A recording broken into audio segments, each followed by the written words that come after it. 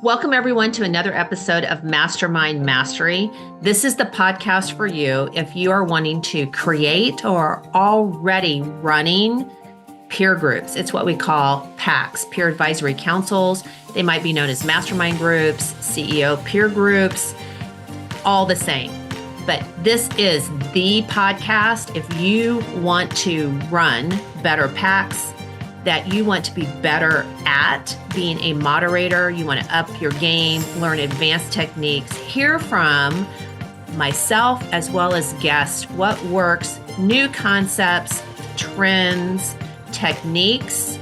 Also learn content, things you can take back to your meetings, different ways to do different things to solve problems that we all have when we're running groups. It will increase your retention, reduce your attrition, get you more members, make you more money. This is the podcast for you. I'm Corner Stolz, the host. I've been doing this since 2005. I built a territory of 10 plus groups, sold for a multiple, started LX Council, Leader Exchange Council in 2012. We are a licensing model. We are the leading educator in the peer advisory council space. We have the podcast. I have a licensing program with certification. I've written 2 books. So today, when you hear this episode, each and every week, it's a new podcast where we dive deep into a topic for 15, 20 minutes. One week, it's me doing a deep dive on all the experience and insights from not only today with our entire licensed partner community or the past, what I've learned along the way, but we also have guests that are out there doing groups today that share their insights and new concepts. So let's get started with today's episode.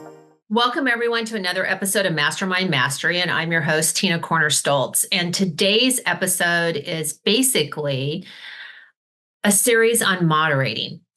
So some advanced techniques when you are moderating your group, some do's and don'ts. What do you do when this happens? What do you do when that happens?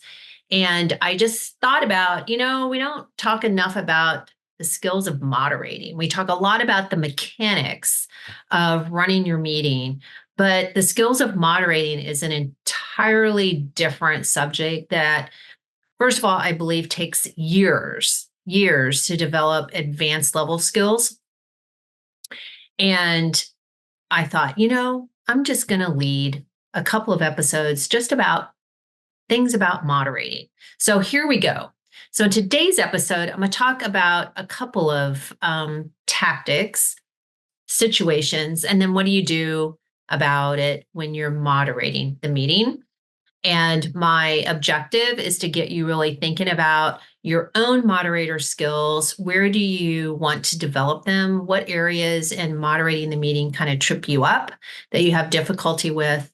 And hopefully, over time of a few episodes, I will address those. However, if you want to make sure that I do address them, I encourage you to drop me a line and say, hey, can you talk about when this happens? Because I will absolutely fit it in and do that. Let's get started. So these are random, but I'm going to start with one in particular. And I just got asked this the other day about when you're in the middle of doing what many of you may call a check-in, what we describe as my transition. Some of you may just strictly call it an opening, a warm-up exercise, whatever it may be. But it's when you've asked your members at the beginning of the meeting to describe, like how they're doing. So a lot of people will describe and have them say a few words. Sometimes it's a ranking on personal health and business. There's a variety of ways to do it. But what I want to talk about today is that in that specific opening where all the members are just getting settled, you're starting your meeting, and you roll into my transition, and you have asked more specifically about 1 or 2 words that describe their mindset, or maybe just one sentence in regards to how they're doing. And it really is informational from the standpoint of just a high level. You're not asking them to expand on it. It's very short and sweet. And it's a warm up. And the warm up, as we've talked in previous episodes has a purpose, and I'm not going to get into that today. What I'm going to get into is what to do when somebody says something and you're like, do I need to elaborate on that? Have them elaborate on it? And if so, when do I do that? That's what we're going to talk about. So when do you stop and ask for the member to get more specific? And do you do it? Do you not do it? And particularly, we're going to talk about what if it's positive or what if it is a more kind of challenging type of statement. So let's just start with if it is a positive statement, where I'm going to use the example. If you're going around, you're asking your members to give 1 or 2 words about their mindset, and someone says, oh, opportunistic, unbelievable, that they bring out these really, impactful, tremendous words that are not the run of the mill.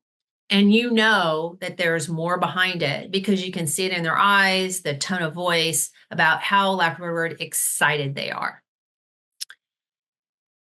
So you have when there's positive. Now let me flip it to what do you do that if the opposite occurs and someone is saying words that are the other end of the spectrum, like, I'm stressed, I'm befuddled. I love that word. I've heard that from one of our licensed partners multiple times, and I'm like, you just don't hear it that often. And so it's very specific, right? You might hear defeated. So especially if you have not heard members, a specific member, talk about those words before, then you know something is outside the normal box. So you've got one end of the spectrum is positive, one end of the spectrum is more challenging. So here you are in the middle of having your members go around and speak. As a moderator skill, you have 3 ways to handle this. Number 1, do you ignore and move on because you're managing time in the meeting, and do you have time for everybody to explain why it is that they've said the word they have said? So that's number 1, ignore. Number 2, you can stop and have everybody elaborate on their words or one individual. Or 3, you can wait and elaborate later. Okay, so you have ignore, you either stop right then and there, have them elaborate, or you wait until everybody is gone and then you come back. Many times as a moderator, you might want to change up your meetings and have each member, when they say what they have said, to just elaborate with 1 or 2 sentences, and that's it. Not a paragraph, not a whole story or dissertation, but 1 or 2 words. So if somebody says opportunistic, you might ask all your members to say whatever it is that you are saying as your word. I want you to do 1 or 2 sentences. So if I did opportunistic, I might say, because 3 new great right fit deals have come in for us to bid on. So that is a short and sweet, while my mindset is opportunistic. If befuddled is my word, I might elaborate by saying, there are some situations within the company in the last week that I am really befuddled because I've never happened before. They seem related, and I just feel like something's not right. So befuddled. Okay. That could be then an option where when everybody elaborates on their word, because you chose to have them do that up front, okay? You can do that as a change of pace. You can make it a normal situation as far as how you normal part of your structure of the meeting, and you can do it that way. But I know most of you, I believe, don't. You just ask for those words. And therefore, what do you do about elaborating? The key is you can ignore it if it's just, right, not going to gain a whole lot about stopping and having somebody elaborate. So when you believe it's the opposite, which is what this whole conversation is about today, is how do you know when to stop and how do you know when to wait? And so here are a few things to consider. You're going to stop right then and there if you believe that the member is extremely distracted and they need to elaborate because you can tell it is deeply bothering them, or they're just overjoyed and that's distracting to the group. And you know that if you just glance over it, pass over it, everybody is going to stay fixated on it. And you really can't keep everybody's attention span until you actually have that member say more. Okay. So you have to be in tune with the reaction that it has on the entire group to know that you need to stop right then and there. So, example, some of you may have heard this before, but an extreme example that was accurate is one time I had a member start out with saying that they were devastated. And this was extremely unusual for that member. They rarely were dramatic, lack of a better word. And the majority of the time they were positive and uplifting and optimistic, etc. So I knew right then and there I had to stop, because when they said devastating, I could tell with all the rest of the members in the group that they were like, and they wanted to know why. And I knew I had to stop and said, please elaborate.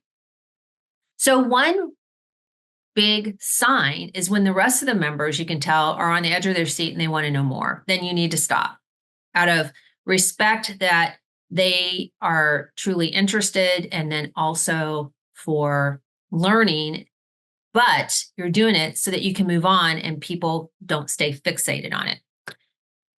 I hope that makes sense. Number two, how do you know to stop? When it is so extreme, you actually have to know more because it's extreme. And not only is everybody distracted, but you can tell that member needs to say more. And if you wait, which was another option for them to elaborate, then what happens is it causes everybody's mindset to go back and forth. So the member that said, I am, let's just say devastated, it's hard that if I'm a member and I'm going to go and say something, for me to follow up with, what if I'm next to say that things are great? Because this member over here, one of my peers, just said devastated, and I think that's where we need to focus. They may need us now, and I don't think the focus should be on me because life is great. So it helps in regards to compassion, sympathy, or empathy, depending. And it shows that you're listening, but you're listening both with your eyes and your ears. You need to stop. Okay. Part of stopping as a positive in your moderating process is that you only have kind of so much time. And the goal is that, all right, I'm going to stop at this moment. It seems significant. It seems like, for the reason that we even have this, my transition, get everybody focused in the meeting, that I need this member to elaborate briefly so that we can move on as it should be. But about then how much time you have left or what you need to do by having that member address it right then and there. And so what do I mean by that? Devastated. Let's go back to that. The member says, I'm devastated. And maybe it turns out that they were embezzled. That's significant. Maybe that's not what they were going to bring up as their copy, their challenge, their opportunity, their problem or idea, because they're embarrassed and they're not ready to talk about it. But it's important that the group knows where their mindset and that headset is of the member during the meeting, understandably. So the member says, I've been embezzled. I don't have details. I'm not ready to talk about it. I, am just beside myself. I don't know what it means to the company, et cetera. So that can be the moment that member needs the support of the group and the support they can give that member. So it can be detrimental to them feeling like that people around them and they do have the support, even though it means they don't have to talk about it. If you were to have waited until everybody else had gone, or lack of a better word, just skipped over it. One, you would never know that. You wouldn't know that the member needs something. So you got to read their signs, right? Read the signs. So many of you may know, and I think most of you do not know, I am a Bachelor and Bachelorette fan. I love that show. It is my indulgence in regards to TV. I find it fascinating. And I think I do because of the human nature of it all. And one of the interesting parts behind the Bachelor or the Bachelorette, there's always drama, right? There's just always drama. Well, in this particular season, it's the Bachelorette that's on right now. And she's getting ready to do this activity with her, one of the men that are there to court her. And the activity includes like heights, and she's afraid of heights. And so she's out there, they're on the edge of this ledge, and he's not being really supportive. He's not reading her. And she keeps saying over and over, he's not reading me. He's not reading me. He's not getting that I don't want to do this. And because he didn't read her and he just kept pushing her, she went into tears, and then he became sympathetic. So it had to get to that level because he wasn't reading the situation. So as a moderator, you have to read the situation. You have to read when your member needs a moment to explain why they've said what they've said, because it is so dramatic to them. That's when you stop and you ask them to elaborate. Okay. So in moderating, don't get in the habit of you're just showing up and you're going to go through the actions of moderating to the agenda. A true advanced moderator moderates to the moment in the room that is unplanned and current. You can never plan your moderating to the true extent. You can plan your agenda, but you cannot plan how you moderate through it, because you have to consistently and constantly read the room of your members and what their needs are.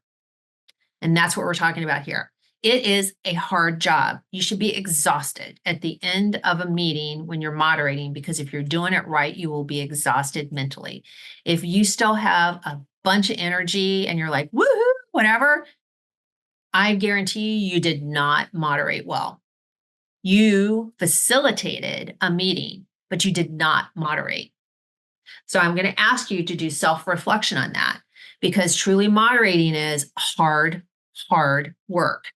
And it's being aware of your members' needs, everyone in the room at the same time as every statement is made. So here you have a chance on the front end that if you have to stop and get more, you at least then can plan the rest of the meeting.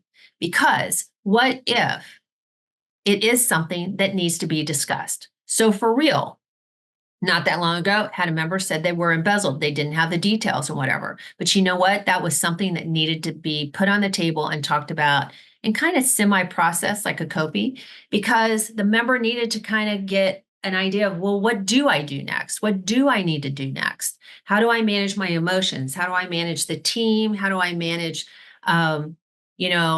my ill feelings against this particular, team member that embezzled? I'm in business with my brother. I have to manage that dynamic, all of this, my accountant, the whole 9 yards. So it actually, something they weren't wanting and didn't feel like they needed to talk about, they actually did. And that is because the moderator stopped and had them elaborate. It made all the difference in the world for that member, and something extremely important to the health of the business and themselves personally. A world of difference in bonding with the rest of the group, because everybody stepped up. They really, really wanted to help that member. They felt terrible. They wanted to be supportive. And it wasn't just supportive on that one day. It was supportive every single week thereafter until the next meeting. And that brings your groups together in ways you can't manufacture. It's not like you created a bonding exercise. So again, in moderating, you have to look for those opportunities to capture those moments that actually escalate your group through the vulnerability stage. So that is why, and what to look for, that when in the very beginning of the meeting that you feel like you got to get through this part quickly, is there are times when you should not get through that part quickly, and really listen and observe when you need to stop and have somebody elaborate on something, and discern if it's right then, or if you get through everyone and then you go back and say, for example, Sally, I heard you say that you were excited. Can you just elaborate a little bit on like why what's causing that excitement? So your takeaways today are literally, I hope, in moderating, really paying attention to when you need to stop and pivot and have a members just dive a little bit more deeper into why they're saying what they're saying. And that moderating isn't about facilitating a meeting. It's its own skill set that requires more than facilitation. So with today's episode, I hope that helps. We're going to talk a lot more about moderating, and because the number one reason a member leaves is usually because you're not moderating well, because they're frustrated, because you might have skipped over them when they needed to talk and they didn't feel like they could interrupt and have that opportunity. They might be frustrated because somebody else needed to. They might be frustrated because of this, because of that, because you're not moderating. You're not taking control silently of a value-packed meeting. All right, until next week's episode, thank you for today being here and listening, and for your own development, your personal development, and being the best that you can be. And drop me a note if there's any topic you would love for me to talk about or get a guest to talk about, because I'll be on it and we will do that, because I'm sure if you have that question, so many others do. So until next week, go make it happen. Hello, listeners, and this is a quick promo because we have our national conference, Live Exchange 2024, coming up in October in St. Petersburg, Florida. One day you can attend for a mere $500 and interact with your peers, others that are running groups, network with them, find out best practices, all those challenges that you're having, get insights that can help you personally, in addition to hearing a phenomenal list of speakers. I will open up that day with some insights in regards to moderating, and it will turn it over to Vern Harnish, who, if you do not know him, you know, he's the one who founded Entrepreneur Organization. He understands peer groups extremely well, and he runs Scaling Up. You will take away phenomenal information that will help you run your groups, not only to scale your own practice, but to help your business owners in those groups with the content Vern is going to share. You will also hear on two other subjects, one about the importance of preparing your members for exiting the business, whatever that transition may be, and how do you do that. You will also hear about making change. How do you manage change? How do you facilitate change, which is required in today's environment? Again, content you're going to be able to take back to your groups and use yourself. And last, we're going to end it with Horse Soldier and 12 Strong. So if you don't know that story, that is the 12 soldiers that went into Afghanistan on horseback prior to us invading Afghanistan. You will hear their story about leadership and how they have transitioned that into a phenomenally successful bourbon brand called Horse Soldier. And you will hear how they have scaled that business. And we will end the conference with bourbon tasting. Again, a very packed day. I encourage all of you, if you are serious about your own personal development, I will see you and I will love to meet you personally October 18th in St. Petersburg, Florida. Go to our website and you can get all the details, see the details of the agenda, and register. Thank you, everyone, for listening to another episode of Mastermind Mastery. And to get access to today's episodes, not only the show notes, but any tools and resources, encourage you to, not only will you find them in the episode show notes, but also you can go to the website www.lxcl LXCouncil.com. So lxcouncil.com, and you will find a plethora of articles and content and tools and resources and worksheets and things like that that can be helpful to you in creating and running successful packs. I want to leave you with one thing that we end and teach to do in every single meeting, and that is the very last thing is to ask, what is your takeaway from today's episode? I encourage you to give that thought. Take advantage of the time you just invested in listening to the episode, and what can you do to move one step closer to the vision that you have and the goals that you're trying to achieve with your groups.